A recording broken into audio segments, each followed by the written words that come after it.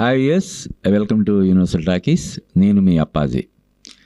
మొన్న సంక్రాంతికి వచ్చినటువంటి నారీ నారీ నడుం మురారి సినిమాతో మంచి విజయాన్ని, ఘన విజయాన్ని అందుకున్నటువంటి శర్వానంద్ మరో చిత్రంతో మళ్ళీ ప్రేక్షకుల ముందుకు వచ్చేందుకు సన్నాహాలు చేసుకుంటున్నాడు. అంటే ఈ సమ్మర్లోనే అతను నటించినటువంటి బైకర్ అనే సినిమా విడుదలవుతుందని చెప్పి మనకు తెలుస్తుంది.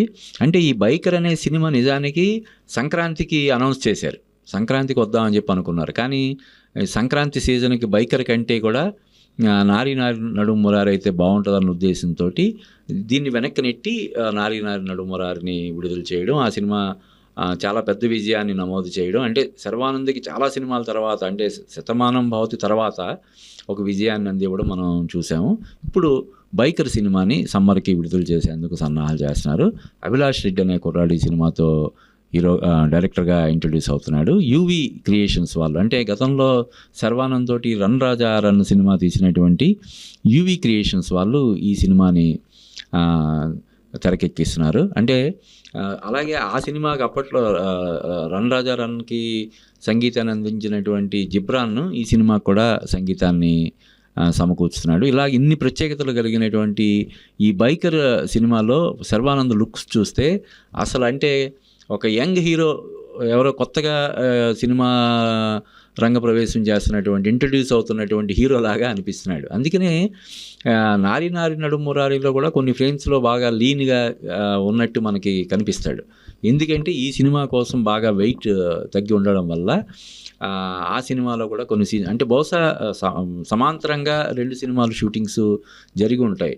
ఈ సినిమా షూటింగ్ కూడా ఎప్పుడు అయిపోయి ఉంటుంది. ఎందుకంటే సంక్రాంతికే విడుదల చేయాలని అనుకున్నారు కాబట్టి ఈ సినిమా షూటింగ్ కూడా ఇప్పుడు అయిపోయి ఉంటుంది. ఏదేమైనా ఇప్పుడు చాలా సినిమాల తర్వాత విజయాన్ని అందుకున్నటువంటి శర్వానంద్ ఇక నుంచి తను చేసే సినిమాల విషయంలో చాలా ఆచితూచి నేను అడుగులు వేస్తానని చెప్పాడు. అయితే ఈ సినిమా మరి ముందే పూర్తి అయిపోయింది కాబట్టి ఈ సినిమాకి సంబంధించి అతను ఎటువంటి జాగ్రత్తలు తీసుకున్నాడు అన్నది మనం చూడాల్సి ఉంటుంది. కానీ ఇక నుంచి తను చేసే ప్రతి సినిమా కూడా హిట్ అయ్యేలాగా తను జాగ్రత్తలు తీసుకుంటానని చెప్పాడు. ఇప్పుడు దీని తర్వాత అతని నుంచి వస్తున్నటువంటి సినిమా ఆల్రెడీ సంక్రాంతికి రిలీజ్ చేస్తాను ముందే ప్రకటించేశాడు. అది కూడా దర్శకుడు ఎవరంటే శ్రీను వైట్ల. శ్రీను వైట్ల అంటే అంతకుముందు అతను వెంకీ దగ్గర నుంచి డి, రెడీ, దుబాయ్ సీను, ఇలాగా ఎన్నో సూపర్ డూపర్ హిట్లు, దూకుడు, ఇలా ఎన్నో సూపర్ డూపర్ హిట్లు కలిగినటువంటి శ్రీను వైట్ల ఇటీవల కాలంలో వరుసగా డిసప్పాయింట్ చేస్తూ వస్తున్నాడు. ఆగడు దగ్గర నుంచి మొన్న రిలీజ్ అయినటువంటి గోపీచంద్తో రిలీజ్ అయినటువంటి సినిమా వరకు కూడా అన్నీ డిసప్పాయింట్ చేశాయి. కానీ ఇప్పుడు కొంచెం గ్యాప్ తీసుకొని శర్వానంద్తో అతను జతగడుతున్నాడు. వీరిద్దరు కాంబినేషన్లో, శ్రీను వైట్ల శర్వానంద్ కాంబినేషన్లో తెరకెక్కుతున్నటువంటి సినిమా రేపు సంక్రాంతికి, అంటే 2026 సంక్రాంతికి, అంటే 2026 సంక్రాంతికి ఇప్పుడు చాలా సినిమాలు రిజర్వ్ అయిపోయినాయి. నెక్స్ట్ అనిల్ రావిపూడి సినిమా వెంకటేష్తో తీస్తున్నటువంటి సినిమా సంక్రాంతికి అంటున్నారు.